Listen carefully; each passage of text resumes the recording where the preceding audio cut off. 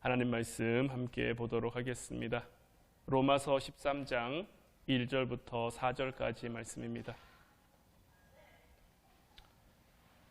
하나님 말씀 로마서 13장 1절부터 4절까지 말씀 우리 한 목소리로 함께 말씀 보도록 하겠습니다. 각 사람은 위에 있는 권세들에게 복종하라. 권세는 하나님으로부터 나지 않음이 없나니 모든 권세는 다 하나님께서 정하신 바라. 그러므로 권세를 거스르는 자는 하나님의 명을 거스름이니 거스르는 자들은 심판을 자취하리라. 다스리는 자들은 선한 일에 대하여 두려움이 되지 않고 악한 일에 대하여 되나니 내가 권세를 두려워하지 아니하려느냐. 선을 행하라. 그리하면 그에게 칭찬을 받으리라. 그는 하나님의 사역자가 되어 내게 선을 베푸는 자니라. 그러나 내가 악을 행하거든 두려워하라. 그가 공연히 칼을 가지지 아니하였으니 곧 하나님의 사역자가 되어 악을 행하는 자에게 진노하심을 따라 보응하는 자니라. 아멘. 오늘 이 시간에는 지난 시간에 이어서 나를 보호해 주는 순종, 우리가 지난 시간에 다 못했던 부분들을 좀 이어서 하도록 하겠습니다. 우리가 지난주에 나눴던 말씀은 순종에 대한 말씀이었죠. 우리가 권위와 순종에 대한 말씀을 계속 나누면서 지난주에는 순종에 대한 말씀을 함께 나눴는데, 우리가 하나님 앞에 올바른 순종의 첫 번째는 우리의 순종을 요구하시는 분이 하나님이라는 것을 우리가 깨달아야 하며, 우리의 순종을 보시기 위해 때로는 우리의 삶의 좋은 모습, 때로는 우리의 삶의 좋지 않은 모습, 때로는 우리의 삶의 어렵고 힘든 그 모습을 우리에게 허락하신 것이 하나님. 왜냐하면 우리의 순종을 보시기 위해 하나님이 이런 상황을 우리에게 허락하셨다는 그 신뢰가 있어야 그 상황 가운데 하나님을 붙들고 하나님을 의지하며 하나님께 순종할 수 있게 되는 것이고, 또한 우리가 하나님 앞에 우리가 바르게 순종하기 위해서 그 길을 갔는데 그 길이 잘못됐다면 반드시 순종하려고 한 그 사람을 하나님께서 올바른 하나님의 뜻 가운데로 이끄시고 인도하셔서 교정해 가실 거라는 그 믿음이 있어야 하는 거죠. 하나님께서 요나에게 니느웨로 갈 것을 명령하셨어요. 니느웨로 요나는 가기 싫었단 말이에요. 그렇다고 하나님의 뜻을 완전히 거스르고 거역할 수는 없으니 하나님의 낯을 피해 도망하고자 한 거예요. 그런데 그 배에까지 하나님은 찾아오셔서 그를 이끌어 그를 교정해서 다시 니느웨로 보내셨고, 그곳에서 하나님의 말씀을 전하게 하셨죠. 우리가 특별히 지난 시간에는 예수님의 순종, 하나님의 뜻을 향한 예수님의 순종이 어떤 모습인지를 살펴봤는데, 우리가 지난주에 두 가지를 살펴봤었죠. 첫 번째는 스스로 결정하지 않으셨다라는 것. 두 번째는 순종의 영역을 제한하지 않으셨다라는 것. 예수님께서 이 땅에 오신 것은 아버지의 뜻을 행하기 위함인 거예요. 얼마든지 예수님도 본인의 뜻대로 본인의 방법대로 하실 수 있었지만 본인이 결정하시는 것이 아니라 철저히 하나님의 뜻을 따라, 그리고 두 번째는 순종의 영역을 제한하지 않으셨었는데, 십자가에 달리는 것 예수님에게도 결코 쉬운 것 아니었지만 예수님이 내가 십자가 전까지만 순종하겠습니다라고 했다면 그 이후에 우리의 구원도 없을 것이고 우리의 죄사함도 없을 것이고, 하지만 예수님의 그 순종, 제한하지 않는 그 순종으로 말미암아 오늘 우리에게까지, 우리의 삶도 마찬가지여서 우리도 우리의 삶 가운데 때로는 내 생각과 내 마음과 어떤 내 뜻과 맞지 않는, 이렇게 하는 게 참 힘들고 어렵고 이렇게 하는 게 맞나 싶은 그러한 길이 우리에게 허락될 수도 있지만, 내 뜻대로 내 생각대로 그것을 제한하는 것이 아니라 막는 것이 아니라 이것을 통해서 하나님이 온전한 하나님의 뜻을 이루어 가실 거라는 것을 믿음 가운데 신뢰하며 확신하며 순종의 영역을 제한하지 말아야 하는 거죠. 오늘은 세 번째로 예수님의 순종의 모습은 권위를 무너뜨리지 않으셨다라는 거예요. 우리 하나님은 질서의 하나님입니다. 모든 것은 하나님이 정하시고 하나님의 크신 계획 안에 두신 거예요. 우리는 하나님의 그 크신 계획 가운데 작은 일부를 살아가는 거예요. 작은 어떤 시간을 살아가고 있는 거예요. 그런데 예수님께서 이 땅에 오셨을 때는 그 작은 시간들 가운데서도 참 엉망진창인 그러한 시간들이었죠. 어둠이 가득하고 거짓과 속임과 혼란이 가득한 그 시대 가운데 예수님이 오셨단 말이에요. 자기들의 이익을 위해 권력을 남용하고 자기들의 유익을 위해 거짓과 속임이 난무하는 그 시대 가운데 예수님이 오셨어요. 예수님은 왕이시잖아요. 전지전능하시고 모든 것을 다 하실 수 있는 그런 분이시잖아요. 그럼에도 예수님께서는 그 시대의 권력인 어떤 헤롯 왕이라던가 로마를 무너뜨리지 않았다라는 것. 오히려 어떤 부분에서는 그 정해진 규율들을 잘 지키시기도 했죠. 바리새인들이 예수님을 시험하기 위해 나왔습니다. 마태복음 22장 17절 말씀 보면 그러면 당신의 생각에는 어떠한지 우리에게 이르소서. 가이사에게 세금을 바치는 것이 옳으니까 옳지 아니하니까 하니. 바리새인들이 왜 이 질문을 가지고 왔습니까? 예수님은 유대인의 왕, 예수님은 유대인의 왕인데 가이사에게 세금을 바치지 말라고 하면 로마를 향해 반란을 일으키는 거죠. 그런데 또 반대로 가이사에게 세금을 바치라고 하면 본인이 하나님의 아들 유대인의 왕이라고 했는데 결국 가이사에게 굴복하는 모습이 되는 거니까 그들이 생각했을 때 예수님은 이러지도 못하고 저러지도 못하는 그런 사면초가의 상황에 놓일 수밖에 없는 그런 상황이란 말이에요. 그런데 예수님께서 이와 같은 바리새인들의 어떤 의도와 질문에 뭐라고 답하십니까? 마태복음 22장 20절 22절 말씀 보면 예수께서 말씀하시되 이 형상과 이 글이 누구의 것이냐? 이르되 가이사의 것이니이다. 이에 이르시되 그런즉 가이사의 것은 가이사에게 하나님의 것은 하나님께 바치라 하시니 그들이 이 말씀을 듣고 놀랍게 여겨 예수를 떠나가시니라. 예수님께서는 그 시대 가운데 존재하던 그 당시의 질서를 망가뜨리거나 혼란스럽게 한 것이 아니에요.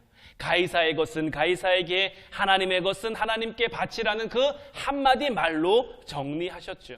그러니까 무엇이든지 내게 지금 주어진 상황, 내게 지금 허락된 그 상황 가운데 순종하되 질서를 무너뜨리지 말라는 말씀인 것. 하나님께서 정하신 그 질서 안에서 예수님은 가장 온전한 순종을 하고 있는 거죠. 그러면 이와 같은 이 사건 속에 우리는 이런 생각을 가질 수도 있습니다.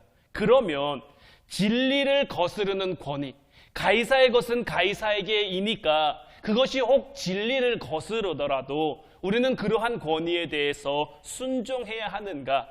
혹 그러한 권위자가 우리에게 옳지 못한 일을 시켰는데 질서를 무너뜨리지 말아야 하니까 혼란을 야기하지 말아야 되니까 우리가 그런 거에 대해서도 순종해야 되는가? 이런 생각, 이런 의구심을 가질 수도 있는데 이런 질문에 대해서는 우리가 권위에 대한 말씀에 대해서도 함께 나눴었지만 순종이라는 말은 하나님께서 정하신 질서 안에서의 순종이지 그 질서를 거스르고 하나님의 질서를 거스르고 하나님의 뜻을 거스르는 것에 대해서 순종하는 것을 가리켜 말하는 것이 아니에요.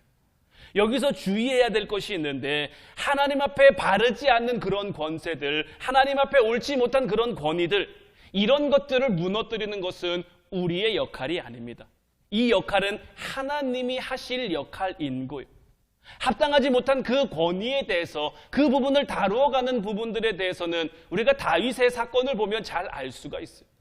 사무엘상 26장 10절 11절 말씀을 보면 다윗이 또 이르되 여호와께서 살아계심을 두고 맹세하노니 여호와께서 그를 치시리니 혹은 죽을 날이 이르거나 또는 전장에 나가서 망하리라. 내가 손을 들어 여호와의 기름 부음 받은 자를 치는 것을 여호와께서 금하시나니 너는 그의 머리 곁에 있는 창과 물병만 가지고 가자라고 이야기를 하고 있는 거죠. 사실 다윗은 기름 부음을 받은 그날부터 왕이에요. 하나님께서는 그 순간 이미 다윗을 왕으로 세우셨어요. 그리고 사울은 하나님의 영이 떠난 순간부터 하나님 나라의 왕이 아닌 거예요. 그런데 하나님으로부터 기름 받은 두 사람이죠. 사실 사울도 기름 부음을 받았고 다윗도 기름 부음을 받았고, 근데 서로를 대하는 사울의 태도와 다윗의 태도가 전혀 다른 거죠. 사울은 자기의 왕권을 지키기 위해 온 이스라엘, 자기의 모든 권력, 하나님이 주셨는데 하나님이 주신 것을 마치 자기의 것인 양 이 모든 것을 동원해서 기름 부음 받은 자 다윗을 죽이려고 하고 있는 거죠. 그러나 다윗은 어떻습니까? 오늘 이 사무엘상 26장의 말씀에 이 사건이 이루어질 그때를 우리가 그려보면 사실 누가 봐도 사울을 다윗의 손에 넘긴 것 같은 그런 상황이에요. 다윗이 사울의 목숨을 취해도 전혀 이상하지 않을 정도로 하나님께서는 그러한 상황을 허락하셨는데, 그러한 상황 가운데서도 다윗은 하나님이 기름 부으셔서 하나님이 세우신 자를 자기의 손으로 무너뜨리지 않아요. 뭐라고 고백합니까? 하나님께서 그를 치신다라는 거예요. 하나님께서 그를 치셔서 그에게 죽을 날이 이르거나 아니면 전장에 나가서 망하거나, 이 부분에 대해서는 하나님의 역할인 것이지 자기의 역할이 아니라는 거예요.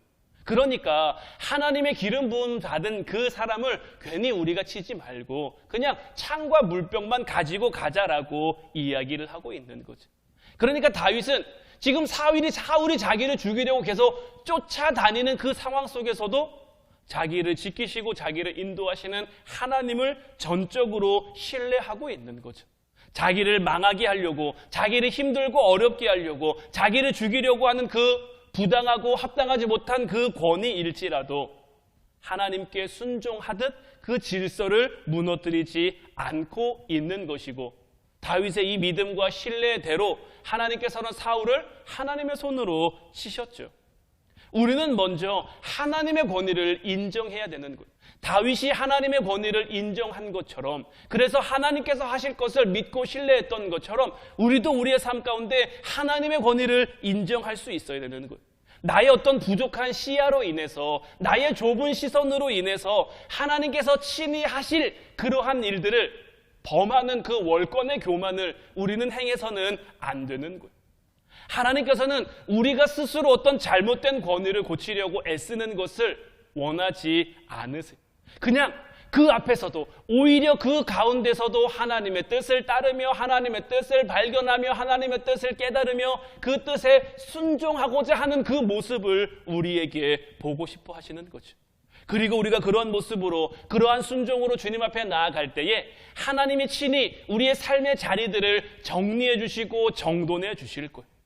그러면 확연하게 진리를 거스르는 그 권위에 대해서는 우리가 어떻게 순종해야 될 것인가? 거슬러 반역해야 되는 것인가? 아니면 어떻게 해야 되는 것인가? 저는 이 부분에 대해서 주기철 목사님 일화를 통해서 확실하게 좀 깨달을 수 있었는데, 주기철 목사님의 유일한 말은 나에게 일사각오가 있을 뿐입니다 라는 건데, 저 말은 그거죠. 나는 예수로만 산다는 거예요. 이 주기철 목사님의 일화를 보면 일제강점기 때 많은 그리스도인들이 잡혀서 감옥에 갇히거나 고문을 받거나 처형을 당하는 일들이 있었죠. 주기철 목사님 역시 감옥에서 온갖 고초와 온갖 고문들을 많이 당하셨는데, 주기철 목사님을 담당했던 한 일본 순사가 이 주기철 목사님에게 질문을 했어요. 당신은 하나님을 믿는 사람입니까? 주기철 목사님은 당연한 질문이기에 예, 나는 하나님을 믿는 사람입니다 라고 대답을 했어요. 다시 일본 순사가 묻는 거예요. 당신이 믿는 하나님이 반란을 일으키라고 했습니까? 당신이 믿는 하나님이 반역을 저지르라고 했습니까? 아니면 복종하고 질서에 순종하라고 했습니까? 목사님이 한참을 생각해 보니까 하나님의 말씀에는 결코 질서를 무너뜨리거나 불순종하라는 말씀이 없었기에 목사님이 대답한 거죠. 질서에 순종하라고 했습니다. 그러니까 일본 순사가 다시 그 대답에 맞받아치는 거죠. 그러면 왜 당신은 지금 질서에 따르지 않고 질서에 맞지 않게 일본 천황에게 고개를 숙이지 않는 겁니까? 라고 물은 거예요. 이 일본 순사의 질문에 주기철 목사님이 담담하게 대답하시는 거죠. 나는 이 나라의 질서를 어지럽히거나 어기지 않았습니다. 나는 다만 천황을 숭배하지 않았을 때 치러야 될 대가를 감수하는 것으로 이 나라의 법을 지키고 있는 겁니다 라고 대답을 한 거예요. 그러니까 뭐예요? 내가 지금 여기서 고문을 당하는 것을 참는 것, 내가 여기서 고난을 당하는 것을 참는 것은 하나님 뜻에 순종하기 위해 당신들의 어떤 질서를 따를 수 없으니 그것을 따르지 못한 그 대가로서 이 고난과 고문과 이런 힘듦과 어려움을 감내한다라는 거죠. 존경스러운 믿음의 선진들은 힘든 상황 가운데서도 하나님 앞에 온전히 순종하는 태도를 놓치지 않았어요. 바르지 않은 권위 아래에 있는 자는 절대 자기가 생각하기에 옳은 그러한 기준으로 잘못된 권위를 바꾸려 해서는 안 되는 거예요. 잘못된 권위인지 바른 권위인지에 대해서는 하나님이 판단하고 하나님이 결정하실 문제인 거지, 우리는 단지 순종하는 자로 무조건적인 순종, 지난 시간에도 말씀드렸죠. 우리 하나님께서 우리에게 순종을 원하실 때는 무조건적인 순종을 원하신다고. 만약 어느 누가 봐도 진리에 반하는 그 권위 앞에서 그것을 따르지 않는 대가를 치러야 한다면 우리는 그것을 치러서라도 하나님 뜻에 순종할 수 있어야 하는 것. 진리가 아닌 것과는 타협하지 않는 그 순종만이 하나님 앞에서의 바른 순종이고, 우리 예수님께서 이와 같은 순종의 모습을 우리에게 보여주신 것. 마지막 네 번째로 예수님의 순종은 어떤 순종이었느냐면 느낌과 감정으로 순종하지 않으셨다라는 거예요. 어떤 분들은 이렇게 얘기합니다. 기쁨으로 하지 않는 것은 순종하는 것이 아니다. 그래서 기쁨으로 순종하지 못할 거면 차라리 안 하는 게 낫다라고 이렇게 생각하거나 여기시는 분들이 있어요. 물론 순종은 기쁜 마음으로 하는 것이 맞아요. 에베소서 6장 5절로 7절 말씀 보면 종들아 두려워하고 떨며 성실한 마음으로 육체의 상전에게 순종하기를 그리스도께 하듯 하라. 눈가림만 하여 사람을 기쁘게 하는 자처럼 하지 말고 그리스도의 종들처럼 마음으로 하나님의 뜻을 행하고 기쁜 마음으로 섬기기를 주께 하듯 하고 사람들에게 하듯 하지 말라라고 되어 있는 것처럼 순종은 기쁨으로 해야 되는 거예요. 기쁘게 순종해야 우리는 더 온전한 순종의 자리로 나아갈 수 있는 것 맞아요. 하지만 꼭 감정적으로 즐거운 마음, 기쁜 마음으로만 순종하는 것은 아니다라는 것을 우리는 알 필요가 있어요. 때로는 유쾌한 감정이 아니더라도, 때로는 기쁜 마음이 아니더라도 하나님의 뜻, 하나님이 우리에게 주신 그 진리이라면 그 자리에 어떤 내 의도를 가지고 내 의지를 가지고 나가는 것도 하나님께서는 순종으로 보신다라는 거예요. 마태복음 21장 28절로 31절 말씀 보면 그러나 너희 생각에는 어떠하냐? 어떤 사람에게 두 아들이 있는데 맏아들에게 가서 이르되 예 오늘 포도원에 가서 일하라 하니 대답하여 이르되 아버지 가겠나이다 하더니 가지 아니하고 둘째 아들에게 가서 또 그와 같이 말하니 대답하여 이르되 실소이다 하였다가 그 후에 뉘우치고 갔으니 그 둘 중에 누가 아버지의 뜻대로 하였느냐? 이르되 둘째 아들이니이다. 예수께서 그들에게 이르시되 내가 진실로 너희에게 이르노니 세리들과 창녀들이 너희보다 먼저 하나님의 나라에 들어가리라. 이 비유는 대제사장들과 장로들이 권위에 대해서 예수님께 시비 걸었을 때 예수님이 그들에게 주신 비유의 말씀인데 두 아들 얘기를 합니다. 첫째 아들은 포도원에 가서 일하라고 했는데 예 아버지 갈게요 해놓고 가지 않았어요. 두 번째 아들은 처음에는 싫다고 거절했는데 그 후에는 포도원에 갔단 말이에요. 저는 이 비유의 말씀을 읽으면서 한 가지 좀 의문을 가졌던 적이 있어요. 뭐냐면 첫째 아들이 간다고 해놓고 안 갔어요. 둘째 아들은 안 간다고 했다가 갔어요. 그러면 셋째 아들이 있어서 간다고 얘기하고 정말 가는, 지금 예수님께서는 권위에 대한 순종의 모습을 지금 이야기하고 있는 거잖아요. 지금 순종에 대해서 이야기를 하고 있는데 간다고 했다가 안 간 건 나쁜 거예요. 사실 처음에 안 간다고 했다가 간 거 결과적으로 좋은 거지만 사실 처음부터 온전하다고 볼 수는 없는 거죠. 지금 예수님께서는 대제사장들과 서기관들에게 이 권위와 순종에 대한 말씀을 하고 있는 거잖아요. 그러면 셋째 아들을 붙여서 간다고 예라고 대답해서 놓고 정말 가서 순종하는 온전한 순종의 모습을 좀 보여줘야 되지 않을까. 그래야만 정말 온전한 순종이 뭔지, 물론 첫째 아들보다 둘째 아들이 낫다라는 거 알겠어요. 하지만 셋째 아들이 있어서 셋째 아들이 간다고 해놓고 가서 그런 올바른 순종을 보여줬다면 둘째 아들보다는 셋째 아들로 우리가 점점 이렇게 지향해 가야 된다는 것을 알겠는데, 이 셋째 아들에 대한 얘기, 정말 온전한 순종에 대한 이야기는 나오지 않는단 말이에요. 왜 안 나올까? 제가 이 말씀을 참 많이 묵상했는데, 자, 맏아들은요, 그러니까 우리가 보통 집으로 생각했을 때 맏아들은 집안의 맞이로서 아버지를 만족시키고자 하는 그러한 의무감이 있었을 거예요. 그래서 아버지 말에 쉽게 거부할 수는 없었겠죠. 그런 맏아들은 아버지에게 알겠다고 대답은 했는데 그리고 나서 포도원에는 가지 않은 것. 아버지를 실망시키고 싶지 않은 그 맏아들로서의 책임감은 있었는데 그것이 삶으로 드러나지 못한 거죠. 이거는 지금 그들에게 질문하고 있는 대제사장들과 장로들을 가리켜 말하고 있는 거예요. 그들은 겉으로는 하나님을 사랑한다고 말하죠. 그들은 자기들은 하나님을 위해 살아간다고 말하죠. 그런데 정작 하나님의 뜻에는 지금 순종하지 않고 있는 거죠. 내가 하나님의 뜻대로 살겠습니다. 내가 하나님 앞에 거룩한 모습으로 살겠습니다라고 말은 잘하는데 그게 순종의 모습으로 이루어지지 않는, 어떻게 보면은 이스라엘, 하나님이 세우신 그 선민이라는 거룩한 부담감은 있는데 그것이 삶으로 정말 행함으로 나타나지는 못하는 거죠. 그런데 둘째 아들은 좀 다릅니다. 좀 개념이 없다고 해야 되는 건지 어쩐지는 모르겠습니다만은 아버지가 부탁하는데 단호하게 싫다고 말하죠. 포도원에 좀 가라. 싫습니다. 안 갑니다. 안 합니다. 이렇게 얘기를 하는 거예요. 소신 있고 솔직하게 자기의 어떤 가기 싫은 것을 표현했단 말이에요. 그러니까 이 둘째 아들은 감정적으로 그곳에 가고 싶지 않은 거예요. 내 기분이 지금 거기에 가는 게 내키지 않은 거예요. 그래서 가고 싶지 않다고 했어요. 그런데 단 한 가지 돌이켜 생각해 보니까 내 기분은 가고 싶지 않지만 아버지가 원하시니 그래도 내가 가야 하지 않을까? 기쁘지는 않지만 즐겁지는 않지만 그래도 아버지의 뜻이니 내가 가겠습니다라고 간 거예요. 그러므로 지금 순종한 거예요. 저희가 앞에서도 우리가 이야기를 다뤘습니다마는 우리 하나님은 현실적인 분이시죠.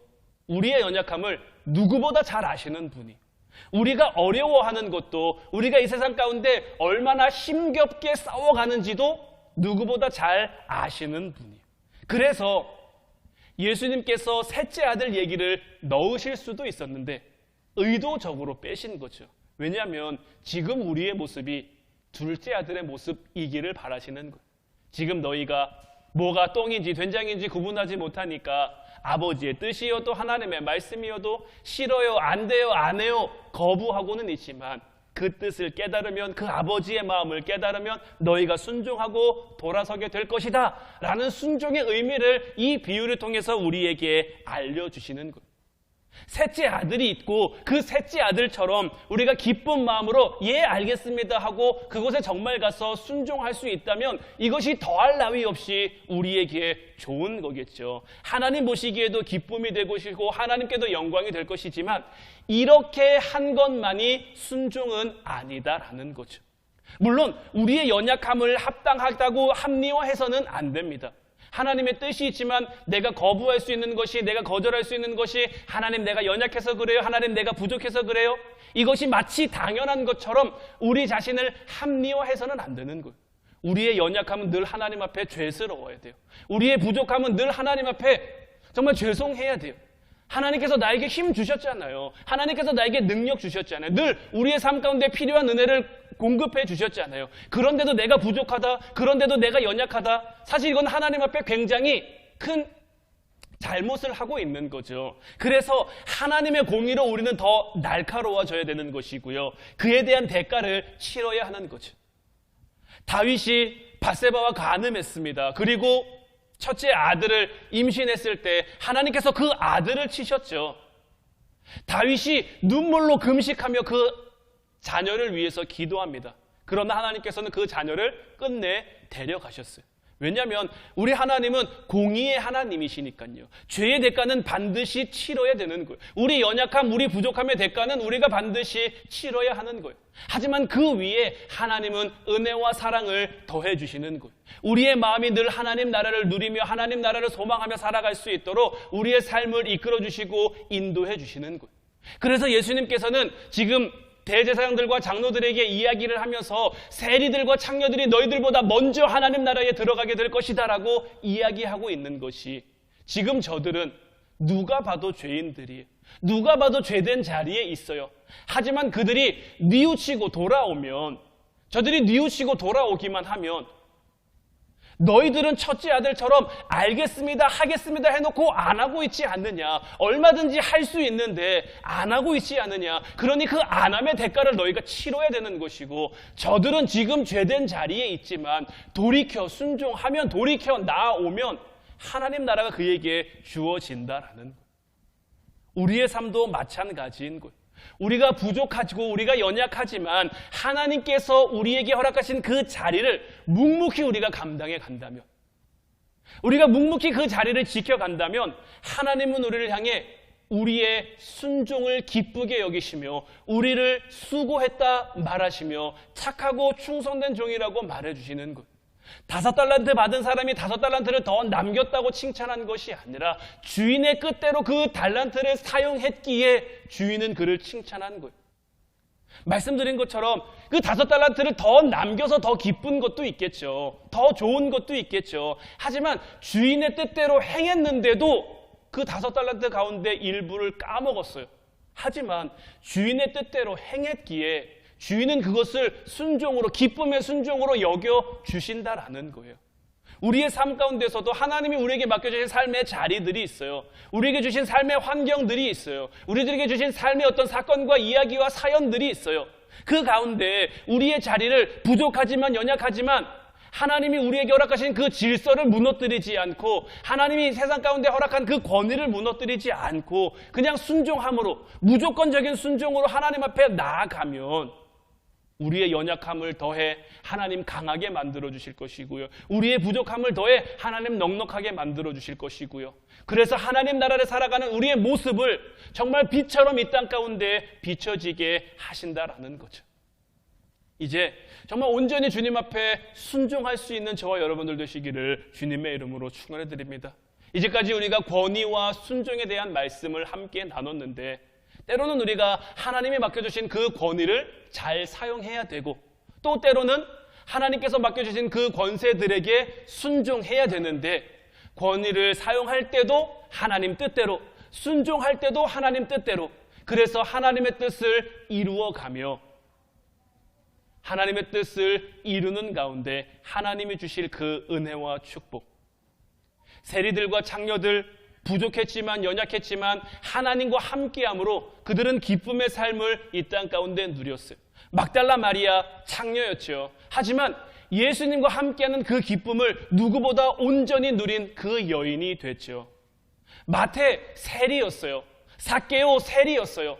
자기가 갖고 있는 그 돈이 전부인 줄 알았는데 예수님을 만나 예수님 뜻에 순종하고 나니 정말 자기를 향한 하나님의 뜻이 무엇인지 깨달아 자기의 것은 다 내려놓았어요. 자기의 것은 다 잃어버린 것 같아요. 하지만 하나님께서 그의 삶 가운데 더 복된 것, 더 은혜로운 것, 더 풍성한 것을 허락해 주셔서 그 은혜로 그들의 삶을 살아가게 하신 줄로 믿어요. 이제 저희들도 그 반열을 뒤따라 그와 같은 삶을 살아갈 수 있기를 주님의 이름으로 축원해 드립니다. 이제 우리 같이 찬양하고 기도하기를 원하는데, 오늘 이 시간에는 십자가 그 사랑 이 찬양 함께 나눴으면 좋겠어요. 이 찬양의 가사가 참 우리에게 은혜가 되는 것 같아요.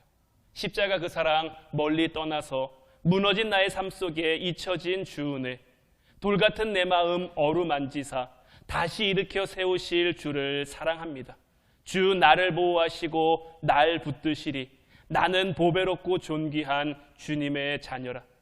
나는 보배롭고 존귀한 주의 자녀라. 이 찬양의 가사처럼 우리는 주님의 자녀이고 하나님의 보배롭고 하나님의 존귀한 존재드림을 늘 잊지 않는 저희들 돼서 이제 십자가 그 사랑을 멀리 떠나는 삶을 살아가는 것이 아니라 십자가로 가까이 십자가를 향해 나아가는 저희들의 삶이 되기를 원합니다. 우리 찬양하고 같이 기도하도록 하겠습니다.